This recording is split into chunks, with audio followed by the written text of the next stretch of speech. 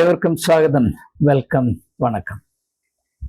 Thiruvananthapuram Peroorkada Ebenezer Marthoma സഭയിൽ സംഭവിച്ച ദുഃഖകരമായ ഒരു സംഭവത്തെ കേന്ദ്രീകരിച്ച് ഒന്ന് രണ്ട് വീഡിയോകൾ ഞാൻ ഇതിനു മുമ്പ് നിങ്ങളുമായി പങ്കിട്ടിട്ടുള്ളതാണ്. ഇന്ന് രാവിലെ പോസ്റ്റ് ചെയ്ത വീഡിയോയോട് വളരെ പെട്ടെന്ന് പ്രതികരിച്ചുകൊണ്ട് ആ സഭയിലെ ഒരു സഭ എരിവുകാരൻ പ്രതികരിച്ചിരിക്കുന്നത്, ഞങ്ങളുടെ കാര്യം നോക്കാൻ കെൽപ്പുള്ള നേതാക്കന്മാർ ഞങ്ങൾക്കുണ്ട്, താൻ അതിന് മെനക്കെടണ്ട എന്നത് തന്നെയാണ്. അങ്ങനെയില്ല എന്നൊരഭിപ്രായം എനിക്കില്ല. കെൽപ്പുള്ള മെത്രാന്മാർ ഉണ്ടാകുന്നത് എക്കാലത്തും നല്ലതാണ്. അതുപോലെ കെൽപ്പുണ്ടായിരുന്ന ഒരുത്തൻ യേശുവിൻ്റെ കൂടെ ഉണ്ടായിരുന്നു. അവൻ്റെ പേര് ഇസ്കരിയോത്ത യൂദ എന്നായിരുന്നു.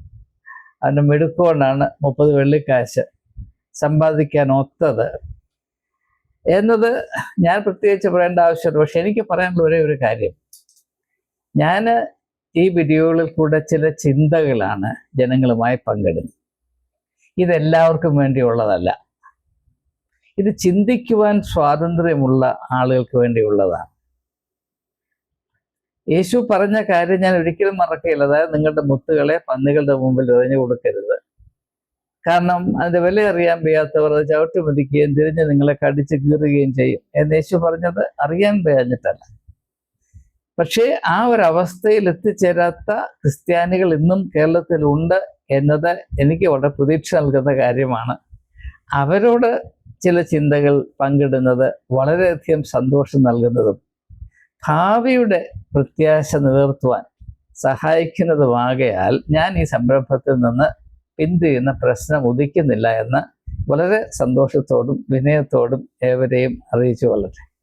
പിന്നെ മറ്റൊരു കാര്യം എല്ലാവരും അറിയേണ്ടത്, നിങ്ങളുടെ കാര്യങ്ങൾ ഇങ്ങനെ സാമൂഹ്യ മാധ്യമത്തിൽ കൂടെ ലോകത്തെമ്പാടും അറിയിച്ച ശേഷം അത് നിങ്ങളുടെ സ്വകാര്യ രഹസ്യമാണ്, നിങ്ങൾ അതിൽ കൈകടത്തരുതെന്ന് പറയുന്നത് ഒരു ഭ്രാന്താണ്.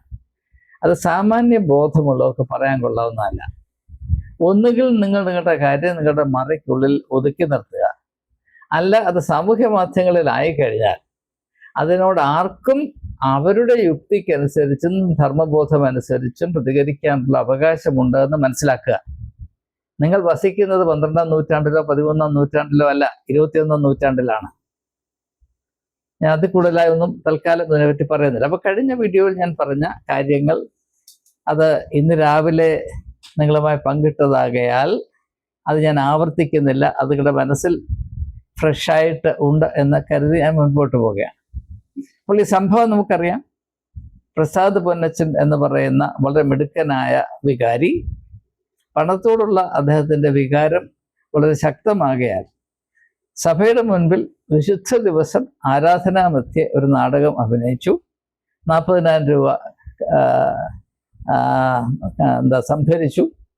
അത് വാസ്തവത്തിൽ മോഷ്ടിച്ചു കൊണ്ടുപോയി എന്ന വിധത്തിൽ ആയിരുന്നു. അത് ട്രഷറർ അതിനെ എതിർത്തു. ആ സംഭവമാണ്.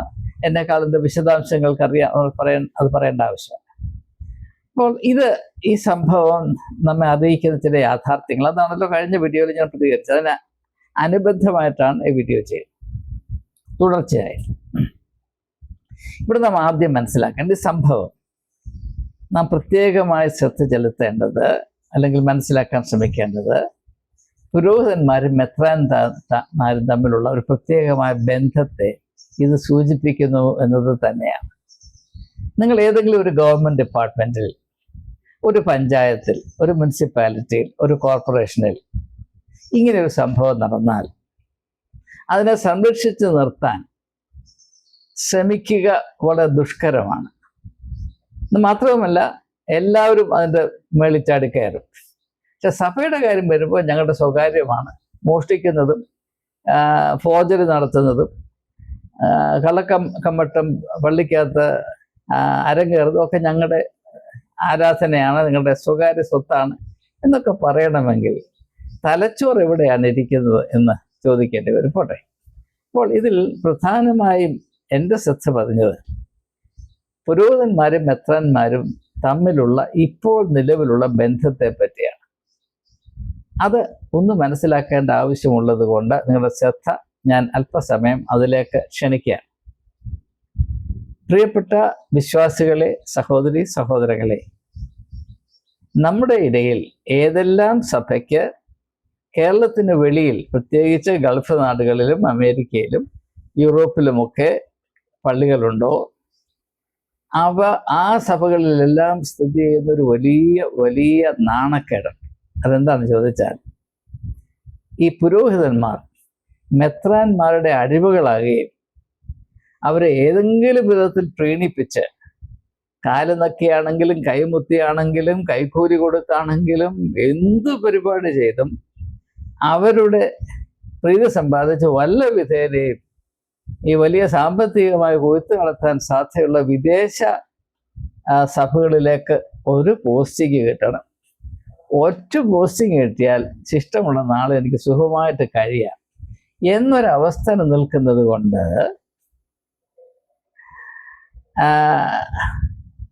പുരോഹിതന്മാരുടെ അവസ്ഥ വളരെ വളരെ എന്താണ് പറയുന്നത്, പരാധീനതയിലാണ്. അവിടെ അവസ്ഥ എന്താ, അവിടെ അടിമത്വത്തിന്റെ ആഴം എന്താണെന്ന് നിങ്ങൾക്കറിയില്ല, അയ്മേനികൾക്കറിയില്ല.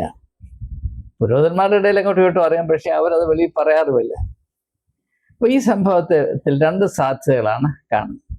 ഒന്ന്, ഇപ്രകാരം ഒരു നാടകം, ഒരു കള്ള നാടകം ജനങ്ങളുടെ മുമ്പിൽ അഭിനയിച്ച് അതുകൊണ്ടൊരു പണപ്പിരിവ് നടത്തി അതിലൊരു അംശം ഈ നാടകം അഭിനയിക്കാൻ വന്ന ദമ്പതിമാർക്ക് കൊടുത്ത് ബാക്കി സ്വന്തം പോക്കറ്റിലിട്ട് അത് വീണ്ടും വിഭജിച്ച് ഒരംശം മെത്രാന് കൊടുത്തു.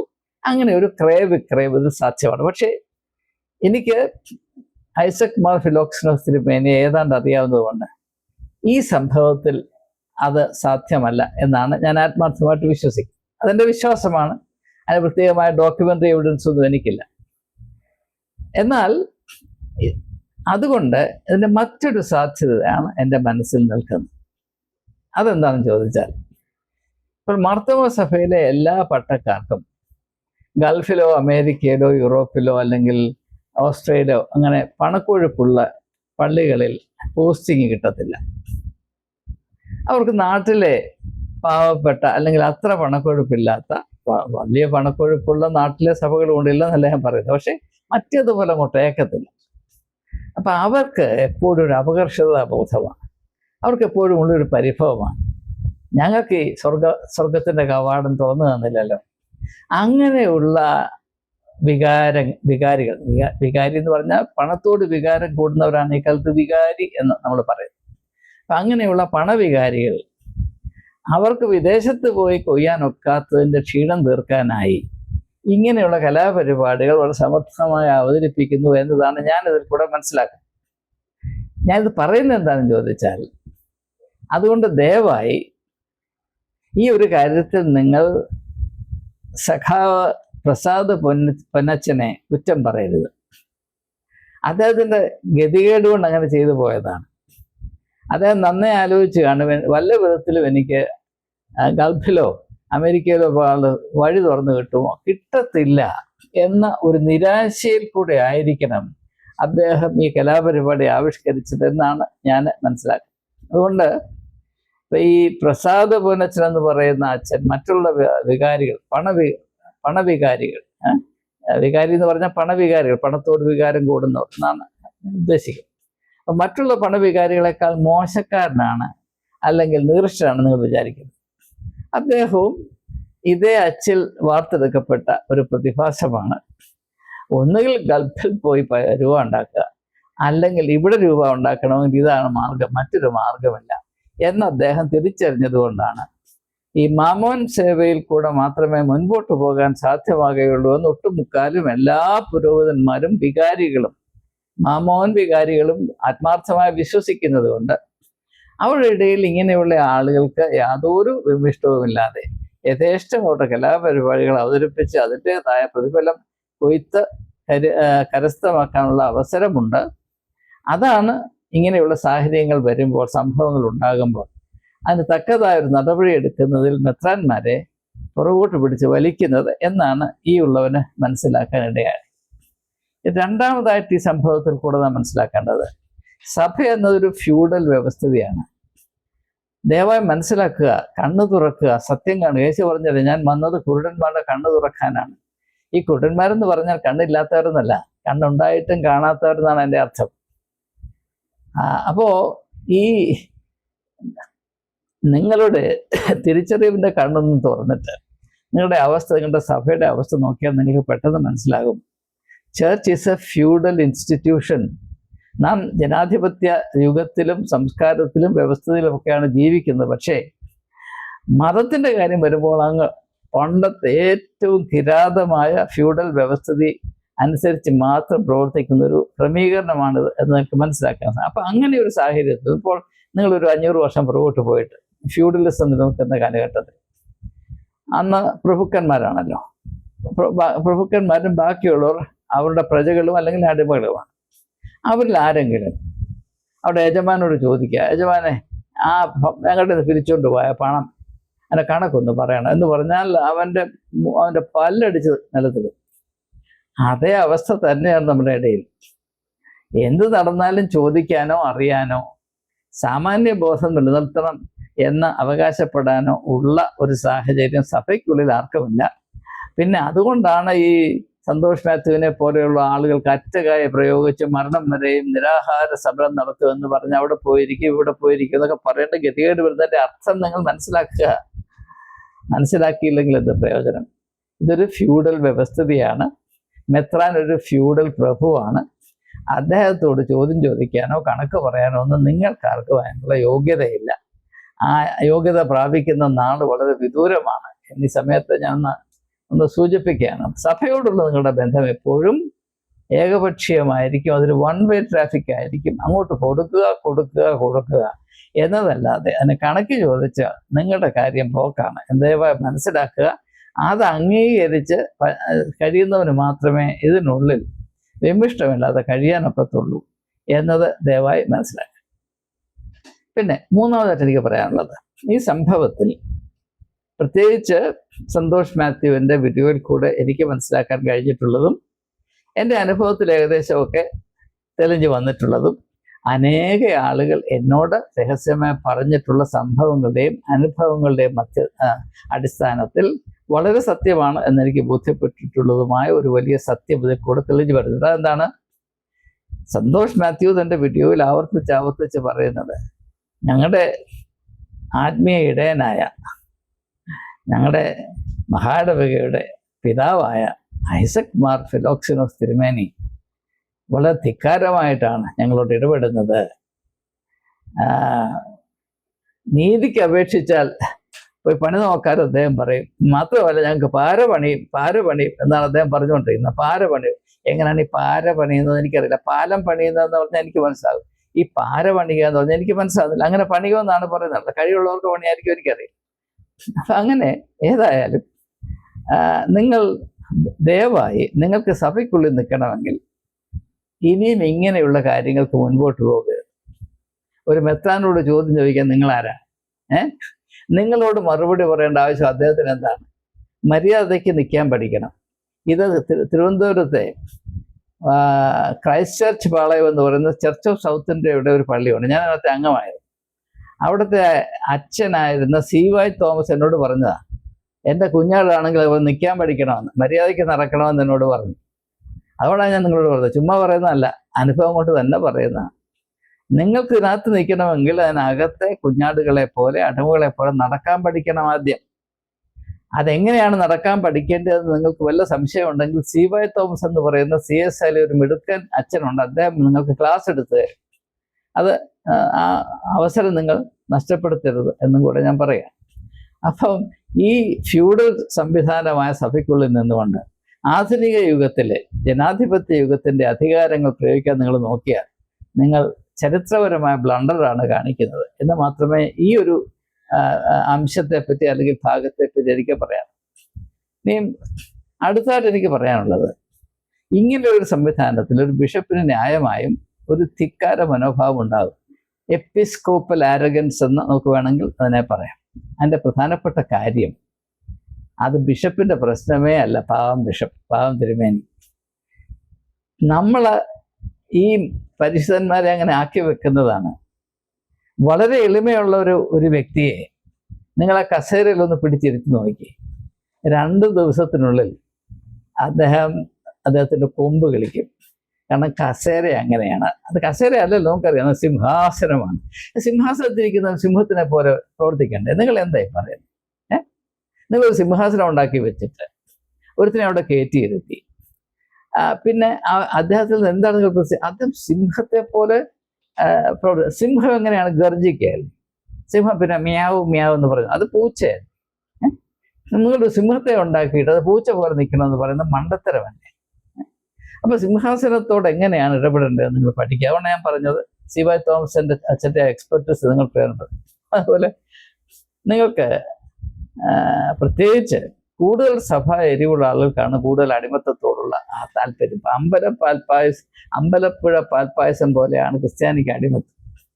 ഒരു മെത്രാന്റെ മുമ്പിലൊക്കെ മുട്ടുകുത്തി നട്ടൽ വളഞ്ഞ് നിൽക്കുന്ന കണ്ടാലോ അയ്യോ, നമ്മൾ തന്നെ ബാക്കിയുള്ളവര് ഭക്തി കൊണ്ട് അലിഞ്ഞു പോകും. അതുപോലെ തന്നെ മെത്രാന്മാർ ചക്രവർത്തിമാരെ പോലെ കറങ്ങി നടക്കുമ്പോൾ അത് കണ്ട് സായുജ്യമടയുന്നവരാണ് മറ്റെല്ലാ സഭകളെക്കാളും മർത്തമക്കാർ.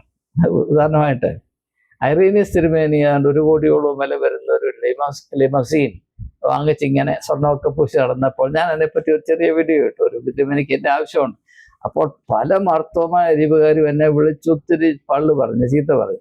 ഞങ്ങളുടെ തിരുമേനി എങ്ങനെയാ നടക്കേണ്ടത് ഞങ്ങൾ തീരുമാനിക്കാം. ഞങ്ങളുടെ തിരുമേനി ചെറിയ കാറുകൾ നടന്നാൽ ഞങ്ങൾക്ക് നാണക്കേടാണ് എന്നാണ് എന്നോട് പറഞ്ഞതാണ്. എന്നോട് പറഞ്ഞതാണ് ഈ പറയുന്നത്. ഈ പുങ്കത്തരമുള്ളപ്പോൾ പിന്നെ അതിൻ്റെ മത്സ്യത്തിൽ നിന്ന് പൊന്തി വരുന്ന ഒരു മെത്രാന് എളിമ ഉണ്ടാകണമെന്നാണ് നിങ്ങൾ പറയുന്നത്. നിങ്ങൾ ഏത് ലോകത്തിലാണ് വസിക്കുന്നത്? ഞാൻ നിങ്ങളോട് ചോദിക്കട്ടെ. സാധാരണക്കാരെ ജീവിക്കുന്ന ഒരു തിരുമേനി നിങ്ങളുടെ മധ്യത്തിലുണ്ടെങ്കിൽ നിങ്ങൾ അയാൾക്ക് 4 കാല് വില കൽപ്പിക്കും. ഒരു തിരുമേനി ഒരു മാരുതി കാറിൽ വന്നിറങ്ങുകയാണ്. അതുപോട്ടെ, മാരുതി നല്ല കാറായിക്കൊള്ളട്ടെ, നിങ്ങൾ പുച്ഛിക്കും. അതേസമയം ഒരു തിരുമേനി മെർസിഡീസിൻ്റെയോ BMW-യുടെയോ ടോപ്പ് എൻഡിൽ വന്നിറങ്ങിയാൽ നിങ്ങൾ ഓയ്യോ കണ്ണു തള്ളി കണ്ണു തള്ളി കാണുകയും വണങ്ങുകയും കീഴെ വയ്ക്കുകയൊക്കെ ചെയ്യും. ഇത് നമ്മുടെ മനസ്സിൽ സ്ഥിതി ചെയ്യുന്ന അടിമത്തം കൊണ്ടാണ് ഇത് സംഭവിക്കുന്നത്. ഇതിൻ്റെ വേരെവിടെയാണ് നിൽക്കുന്നത്? അതുകൊണ്ട് തിരുമേനിമാർ ഞങ്ങളെ പരിഗണിക്കുന്നില്ല, അവർ ഞങ്ങളുടെ കാര്യം നോക്കുന്നില്ല, നമുക്ക് നീതി വിളമ്പിത്തരുന്നത് എന്ന് പറഞ്ഞിട്ട് ഒരു കാര്യവുമില്ല. നിങ്ങൾ ഈ പരിപാടി ഉണ്ടാക്കി വെച്ചിട്ട് അവിടെയാണ് ഞാൻ ആദ്യത്തെ വീഡിയോയിൽ പറഞ്ഞത്, പോത്തിനെ കറന്ന് പാല് കിട്ടുമെന്ന് നിങ്ങൾ വിചാരിക്കരുത്, ആനയെ വളർത്തി മുട്ട കൊതുക്കാനായിട്ട് നടക്കരുത്. ഞാൻ പറഞ്ഞത് ഇതുകൊണ്ടാണ് ദയവായി മനസ്സിലാക്കുക. അപ്പോൾ യഥാർത്ഥത്തിൽ ഒരു തിരുമേനി അദ്ദേഹം തിരുമേനിയായ സമയത്ത് ആ ശുശ്രൂഷ ക്രമത്തിന്റെ മൊത്തത്തിലെടുത്ത ഒരു പ്രതിജ്ഞ എന്താണ്? ഞാൻ poverty, the wow of poverty, ദാരിദ്ര്യത്തിൽ ജീവിച്ചോളാം എന്ന് പറഞ്ഞാണ് ഈ കുപ്പായത്തിന് നിറം മാറ്റുന്നത്. ആ പ്രതിജ്ഞ യഥാർത്ഥത്തിൽ അക്ഷരികമായി നിർവഹിക്കുന്ന ഒരു തിരുമേനിയെ നിങ്ങൾ തിരിഞ്ഞു നോക്കത്തില്ല. അതേസമയം പ്രതിജ്ഞയൊക്കെ നടത്തി ദൈവത്തെ കളിപ്പിച്ച് ഇങ്ങോട്ട് മാറി വലിയ രാജകീയമായ വസ്ത്രമൊക്കെ ഇട്ട് വലിയ ആഡംബര കാലം നടന്ന് ഇങ്ങനെയൊക്കെ കറങ്ങി നടക്കുമ്പോൾ ഓയ്യോ ഞങ്ങളുടെ രാജാവ് വരുന്നു. ഇതാണ് നമ്മുടെ അവസ്ഥ. പിന്നെ എങ്ങനെയാണ് ഈ തിരുമേനിമാർ നിങ്ങളെ ഗൗനിക്കുന്നത് ദയവായി മനസ്സിലാക്കുക. അപ്പം അതുകൊണ്ട് ഒരു തിരുമേനി ന്യായമായും ധിക്കാരത്തോടുകൂടെ മാത്രമേ സാധാരണ ജനത്തോട് ഇടപെടാവൂ. അതേസമയം കുബേരന്മാരുടെ മുമ്പിൽ എങ്ങനെയാണ് നിൽക്കേണ്ടതെന്ന് നമ്മുടെ തിരുമേനിമാർക്ക് അറിയാം. അത് ഒരു കലാപരിപാടി തന്നെയാണ്. ഞാൻ കൂടുതലായിട്ടൊന്നും വിശദീകരിക്കുന്നത്. അതുകൊണ്ട് എനിക്ക് ആകെപ്പാട് ചെയ്യാനുള്ളത് ഒരു ചെറിയ ഉപദേശം ഞാൻ നൽകാൻ പോയി. എൻ്റെ കഴിവനാണല്ലോ. ഒരു കാല ശവക്കുഴിയിലൊക്കെ ആയിട്ടിരിക്കുമ്പോൾ ഒരു ചെറിയ ഉപദേശം, അത് കേൾക്കാൻ ചെവിയുള്ളവൻ മൊത്തം കേട്ടാൽ മതി. എനിക്ക് നിങ്ങളോട് പറയാനുള്ളത്, ദയവായി നിങ്ങൾ കണ്ണു തുറക്കുക, സത്യം കാണാനുള്ള ധൈര്യം കാണിക്കുക, ഈ മിഥ്യയുടെ ലോകത്തിൽ നിന്ന് അല്പം ഒന്ന് മാറി നിൽക്കുക. സഭ എന്നാൽ എന്താണ്, ഇപ്പോഴതിൻ്റെ അവസ്ഥ എന്താണെന്ന് തിരിച്ചറിയാനുള്ള ഒരു നട്ടല്, അല്പധൈര്യം ഒന്ന് നേടിയെടുക്കാൻ ശ്രമിക്കുക. സഭയെപ്പറ്റി അതിൻ്റെ എല്ലാ യാഥാർത്ഥ്യങ്ങളെയും മനഃപൂർവ്വം മറന്നിട്ട് അത് യേശുവിൻ്റെ ശരീരമാണ്, അത് പരിപാവനമാണ് എന്നൊക്കെ പറഞ്ഞ് നിങ്ങൾ അങ്ങനെ ഈ മിഥ്യാലോകത്തിരിക്കുമ്പോൾ നിങ്ങൾക്ക് ഇരുട്ടടി കിട്ടും. പിന്നെ ഇരുട്ടടി കിട്ടിക്കഴിഞ്ഞ് ഒരു 2 ആഴ്ച മൂങ്ങും. പിന്നെ വീണ്ടും ഇതേ അടിമത്തത്തിലേക്ക് നിങ്ങൾ തിരിച്ചു പോവുകയും ചെയ്യും. ഇതുകൊണ്ട് യാതൊരു പ്രയോജനവുമില്ല. നിങ്ങൾ ദയവായി ഒരു കാര്യം തിരിച്ചറിയണം. അല്ലെങ്കിൽ ഒരു കാര്യം ചെയ്താട്ടെ. നിങ്ങളുടെ ഓരോരുത്തരുടെയും വീട്ടിൽ വേദപുസ്തകം എന്ന് പറഞ്ഞൊരു കാര്യം ഉണ്ടല്ലോ, വേദപുസ്തകം. അതിനകത്ത് ഏറ്റവും അവസാനത്തെ പുസ്തകമാണ് വെളിപ്പാട് പുസ്തകം. The book of revelation. അത് 2 അധ്യായങ്ങൾ നിങ്ങൾ വായിക്കണം. 2-ാം അധ്യായം 3-ാം അധ്യായം, വെളിപ്പാട് പുസ്തകത്തിന്റെ 2-ാം അധ്യായം 3-ാം അധ്യായം. അത് ഏഷ്യയിലെ 7 സഭകൾക്കുള്ള ദൂതാണ്. ഈ 7 സഭകൾക്കും അവ സ്ഥാപിക്കപ്പെട്ടൊരു അധികം കഴിയാതെ അവിടെ അടിത്തറ പൊളിഞ്ഞു പോയതുകൊണ്ട് ദൈവം കൊടുക്കുന്ന ദൂതാണ്. പക്ഷേ ഈ 7 സഭകളും ആ ദൂത് സ്വീകരിച്ചില്ല. അതുകൊണ്ട് എന്ത് പറ്റിയെന്നറിയാമോ? ഈ 7 സഭകളും ഇന്നില്ല. അവ നിന്നിരുന്നിടത്ത് ചില കൽക്കൂമ്പാരങ്ങൾ കിടപ്പുണ്ട്. ഇത് ചരിത്രം നമ്മോട് അറിയിച്ചുകൊണ്ടിരിക്കുന്ന യാഥാർത്ഥ്യമാണ്. ഏത് സഭയാണെങ്കിലും സത്യത്തെ നിരാകരിക്കുന്ന സഭയ്ക്ക് നിലനിൽപ്പുണ്ടാകുകയില്ല. ഞാൻ സത്യമാണ് നിങ്ങളോട് പറയുന്നു. ഭാരതത്തിലെ ഇപ്പോഴുള്ള ആകമാനമായ സ്ഥിതി വെച്ചുകൊണ്ട് നിങ്ങളോട് പറയുന്നു, ഭാരതത്തിലെ ക്രിസ്തീയ സഭ, ക്രിസ്തീയ വിശ്വാസികൾ അടിമത്തത്തിലേക്ക് പോകേണ്ട എന്ന് നിങ്ങൾക്ക് താല്പര്യമുണ്ടായെങ്കിൽ, നിങ്ങൾ ഇവിടെ ചവിട്ടുകുറ്റയിൽ വീണ് പട്ടുപോകരുത് എന്ന് നിങ്ങൾക്ക് കരുതലുണ്ടെങ്കിൽ, നിങ്ങൾ ഈ മിഥ്യയുടെയും വഞ്ചനയുടെയും ആൾമാറാട്ടത്തിൻ്റെയും മാർഗത്തിൽ നിന്ന് സത്യത്തിൻ്റെ വെളിച്ചമായ യേശുവിലേക്ക് മടങ്ങി വരുവീൻ. യേശു തൻ്റെ പരസ്യ ശുശ്രൂഷയുടെ ആരംഭത്തിൽ വിളിച്ചു പറഞ്ഞത്, സ്വർഗരാജ്യം സമീപിച്ചിരിക്കാൻ മാനസാന്തരപ്പെടുവീൻ. നാളിതുവരെയും സഭകൾ മാനസാന്തരം പ്രസംഗിച്ച് നടന്നു. പക്ഷെ ആത്യന്തികമായ സത്യം എന്താണെന്ന് ചോദിച്ചാൽ, ഇന്ന് മാനസാന്തരത്തിൻ്റെ ആവശ്യമുള്ള സഭകൾക്കാണ്. സഭകളോട് ദൈവത്തിൻ്റെ ദൂതൻ പറയുന്നത് ചെവിക്കൊള്ളുവീൻ. ദൈവരാജ്യം സമീപിച്ചിരിക്കാൻ മാനസാന്തരപ്പെടുവീൻ. മെത്താന്മാർ തൊട്ട് കപ്പ്യാർ വരെ വിശ്വാസികളാകമാനം ഇരട്ടിലും വെണ്ണീരിലുമായി മാനസാന്തരത്തിൻ്റെ അനുഭവത്തിലേക്ക് കടന്നു വരിക എന്നതാണ് നമ്മുടെ ഏറ്റവും പരമപ്രധാനമായ ആവശ്യം. അത് തന്നെയാണ് എന്ന് സ്ഥാപിക്കുന്ന ഒരു സംഭവമാണിത് എന്നതുകൊണ്ട് മാത്രമാണ് ഞാനിത് കൈകാര്യം ചെയ്യാൻ തീരുമാനിച്ചത്. അല്ലാതെ എനിക്ക് മാർത്തോമാ സഭയിൽ ഒരു വിധത്തിലുള്ള പകയുമില്ല. എനിക്ക് ഏറ്റവും കൂടുതൽ നന്ദിയും ബഹുമാനവും കടപ്പാടും മാർത്തോമാ സഭയോടാണ്. അതിൽ എനിക്ക് യാതൊരു വിധത്തിലുള്ള മടിയുമില്ല. വാസ്തവത്തിൽ മാർത്തോമാ സഭയുടെ ഐതിഹാസികമായ പ്രസക്തി എന്താണ്? അത് ഒരു നവീകരണ സംരംഭത്തിൽ കൂടെ ഉണ്ടായ അതിശ്രദ്ധേയമായ ഒരു സഭയാണ്. It's a reformed church. അതിൻ്റെ ആപ്തവാക്യം എന്താണ്? Light to lighten. ലോകത്തിന് വെളിച്ചം പകരാനായി ചുമതല ഏറ്റെടുത്തൊരു സഭയാണിത്. അത്ര മഹാത്മ്യമേറിയ ദർശനമാണ്. അങ്ങനെ ആരംഭിച്ച സഭ ഇപ്പോൾ വന്നു കിടക്കുന്നത് എവിടെയാണ്? അപ്പൊ ഏത് സഭയാണെങ്കിലും അത് ആരംഭിച്ചേറെ താമസിയാതെ അത് അധപ്പതിച്ചു പോകും എന്നതിൻ്റെ ചരിത്ര സത്യം വെളിപ്പാട് പുസ്തകത്തിന്റെ 2-3 അധ്യായങ്ങളിൽ വളരെ വിശദീകരിച്ച് രേഖപ്പെടുത്തിയിരിക്കുന്നത് ദയവായി നിങ്ങൾ ഒന്ന് ശ്രദ്ധിച്ച് മനസ്സിലാക്കുക. അതുകൊണ്ട് സഭ എന്നത്, സഭയെ സ്നേഹിക്കുന്ന എല്ലാവരും എപ്പോഴും തിരിച്ചറിയേണ്ടത്, സഭയോടുള്ള നമ്മുടെ സ്നേഹത്തിന്റെ ഏറ്റവും ആധികാരികമായ പ്രകടനം എന്തായിരിക്കണം? സഭ നിരന്തരം നവീകരിക്കപ്പെട്ട് ശുദ്ധീകരിക്കപ്പെട്ട് ക്രിസ്തുവിൻ്റെ യഥാർത്ഥത്തിലുള്ള കന്യകയായി, മണവാട്ടിയായി, കളങ്കമറ്റവളായി തിരുസന്നിധിയിൽ അവതരിപ്പിക്കപ്പെടുവാൻ യോഗ്യത നിലനിർത്തുന്ന അതിമനോഹരവും പരിശുദ്ധവുമായ ഒരു അവസ്ഥയിൽ സഭയെ കാത്തു സൂക്ഷിക്കണം എന്നതാണ് ഒരു വിശ്വാസിയുടെ ഏറ്റവും വലിയ കടമ. ആ കടമ നിർവഹിക്കുവാൻ താല്പര്യമുള്ള ഒരാളായിട്ടാണ് ദൂരെ നിന്ന് സന്തോഷ് മാത്യുവിനെ എനിക്ക് തിരിച്ചറിയാൻ ഇടയായതുകൊണ്ട് മാത്രമാണ് അദ്ദേഹത്തോട് ഐക്യദാർഢ്യം പ്രകടിപ്പിക്കുന്നതിന് പ്രാവർത്തികമായി അദ്ദേഹം പറഞ്ഞ ദിവസം 4-ാം തീയതി രാവിലെ തന്നെ 7:35 ഞാൻ മണ്ണന്തലയുള്ള മാർത്തോമാ സെൻറ്ററിൽ എത്തിയത്. പക്ഷേ അവിടെ പാഴും ശൂന്യവുമായിരുന്നു. ഞാൻ മടങ്ങി വന്നു. ഇത് സംബന്ധമായ കാര്യങ്ങൾ തൽക്കാലം അതിനടപ്പെട്ടു എന്നത് ശരിയാണെങ്കിലും ഈ സംഭവം വിളിച്ചറിയിക്കുന്ന യാഥാർത്ഥ്യങ്ങൾ, അതിന് പരിഹാരം കണ്ടെത്തണമെന്ന് ഏവരോടും നിങ്ങളെ സ്നേഹിക്കുന്നത് കൊണ്ട് മാത്രം അഭ്യർത്ഥിക്കാനാണ് ഞാൻ ഈ 2 വീഡിയോകൾ ചെയ്തത്. ആ കടമ നിർവഹിച്ചതുകൊണ്ട് എൻ്റെ വാക്കുകൾ ഉപസംഹരിക്കുന്നു. നന്ദി, നമസ്കാരം.